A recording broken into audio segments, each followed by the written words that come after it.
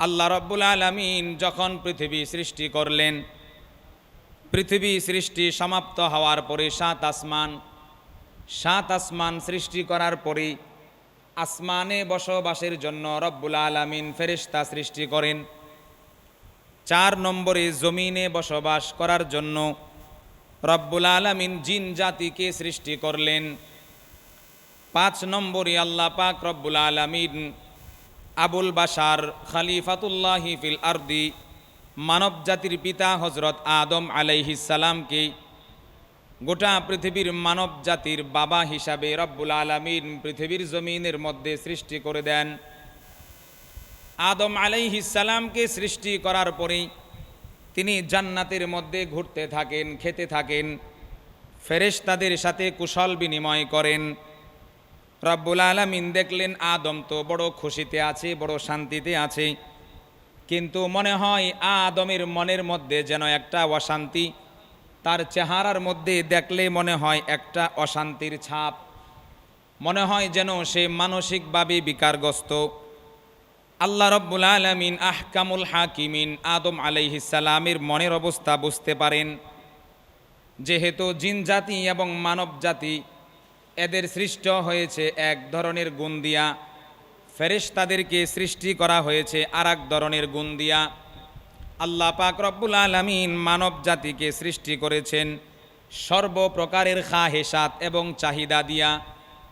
রব্বুল আলামিন যখন দেখলেন আদম জান্নাতের মধ্যে থাকে, কোনো অসুবিধা নাই, কত শান্তিতে জীবন যাপন করছে, তবে তার চেহারার মধ্যে তাকাইলে যেন মনে হয় একটা লুকায়িত অশান্তির ছাপ, মানসিকভাবে আদম যেন বিকারগ্রস্ত হয়ে আছে।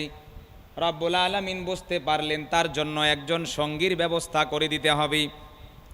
একদিন রব্বুল আলামিন আদমকে গভীর নিদ্রায় ঘুম পাড়াইয়া দিলেন। আদম আলাইহিস সালাম গভীরভাবে ঘুমায়া যান। হাদিসের মধ্যে ইবনে আব্বাস রাদিয়াল্লাহু আনহুমা বর্ণনা করেন, আদম আলাইহিস সালাম জান্নাতের মধ্যে গভীরভাবে ঘুমায়া যান। ঘুমায়া যাওয়ার পরে আল্লাহ পাক রব্বুল আলামিন সেই ঘুমের মধ্যে জিব্রাইলকে পাঠায়া দেয়, জিব্রাইল আদমের কাছে যাও, তার বুকের বাম পাশে দুই পাশে 12টা করে 24টা হাড্ডির আমি দিয়েছি। তার বাম পাশে 12টা পাঁজর, ডান পাশে 12টা পাঁজর। তুমি বাম পাশ থেকে একটা হাড্ডি খুলে নিয়ে আসো, আর ওই জায়গাটা তুমি কুদরতিভাবে গোশত দিয়া ভরাট করে দাও।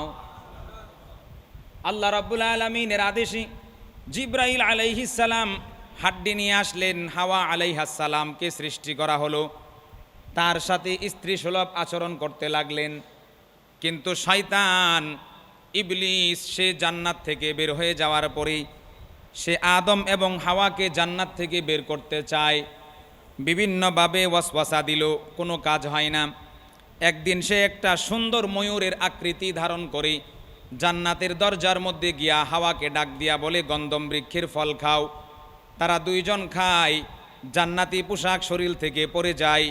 আল্লাহ রব্বুল আলামিন আদম এবং হাওয়া সাথে ইবলিস এই তিনজনকে জান্নাত থেকে দুনিয়ার জমিনে পাঠায়া দেন। আদম আলাইহিস সালাম চলে আসেন ভারতের শরণদ্বীপে, হাওয়া আলাইহিস সালামকে নামায়া দেন সৌদি আরবের জেদ্দায়। অপরদিকে ইবলিসকে নামায়া দেয় বসরার আয়ালা নামক শহরের মধ্যে। তিনজনকে পৃথিবীর 3 প্রান্তে দিয়ে দেওয়া হয়। আল্লাহ রব্বুল আলামিন আদমের ভিতরে মানসিক চাহিদা দিয়েছিলেন। তিনি তার সঙ্গিনীর খুঁজতে মুফাসসিরিনে কেরাম বলেন একটানা 140 বছর পর্যন্ত আদম আলাইহিস সালাম ভারতের শরণদ্বীপ থেকে খুঁজতে তিনি চইলা যান একেবারে সফা পাহাড়ের উপরে, যেখানে হাজি সাহেবগণ গিয়া সফা মারওয়াই সাই করেন। আদম আলাইহিস সালাম সফা পাহাড়ের উপরে উঠলেন। তারপরে তিনি ডান দিকে তাকায়া দেখেন বড় একটা পাহাড় দেখা যায়, যার নাম হলো মারওয়া। মারওয়া পাহাড়ের উপরে মহিলা আকৃতির একজন মানুষ যেন দাঁড়ায় আছে। আদম আলাইহিস সালাম তাকে দেখা কিছুটা চিনতে পারলেন। তিনি সফা পাহাড় থেকে নামলেন। যেহেতু আদম সফা পাহাড়ে উঠেছিলেন, এই কারণে আদম সফিউল্লাহ বলা হয়। যেহেতু হাওয়া আলাইহাস সালাম মারওয়া পাহাড়ের মধ্যে উঠেছিলেন, কারণ আরবিতে ইমরাআতুন শব্দের অর্থ হলো মহিলা, তিনি মারওয়া পাহাড়ে ওঠার কারণে ওই পাহাড়ের নাম দেওয়া হয় মারওয়া। দুইজন পাহাড় থেকে নেমে আসেন, আরাফার ময়দানে একত্রিত হন, একজন আরেকজনকে চিনেন। আল্লাহ রব্বুল আলামিন আদম আলাইহিস সালামকে ঘোষণা দেয়, আদম তুমি একটানা আমি রব্বুল আলামিনের জন্য 40 দিন রোজা রাখো। 40 দিন তিনি রোজা থাকলেন। রব্বুল আলামিন বললেন, নির্দিষ্ট কিছু বাক্য আমি তোমাকে শিখায়া দেই, এই দোয়াগুলোর মাধ্যমে আমি আল্লাহর কাছে তুমি দোয়া করবা, তোমার তওবা কবুল হয়ে যাবে। রব্বানা আতিনা ফিদ দুনিয়া হাসানাতাও ওয়া ফিল আখিরাতি হাসানা ওয়া কিনা আযাবান নার। রব্বানা যালামনা আনফুসানা ওয়া ইল্লাম তাগফির লানা ওয়া তারহামনা লানাকুনান্না মিনাল খাসিরিন। আদম আলাইহিস সালাম আল্লাহ রাব্বুল আলামিনের কাছে তওবা করলেন, তওবা কবুল হয়ে যায়। দুইজন আদম এবং বিবি হাওয়া দুইজন মিলে আরাফার ময়দান থেকেই সামনের দিকে চলতে লাগলেন। তখনকার সময়ের ফুরাত এবং দজলা নদীর তীরে, বর্তমান সময়ের ইরাক দেশেই আদম আলাইহিস সালাম তার বিবিকে নিয়ে বসতি স্থাপন করলেন। জমিনের মধ্যে আদম আলাইহিস সালাম দুইজন একসাথে সম্মিলিত হওয়ার পরে তারা চইলা যান ইরাক দেশের মধ্যে। সেখানে গিয়া তারা দুইজন বসতি স্থাপন করেন, থাকতে থাকেন। আল্লাহ রব্বুল আলামিন আদম আলাইহিস সালামের তকদিরের মধ্যে তার হায়াত লিখে দিয়েছিলেন 1000 বছর।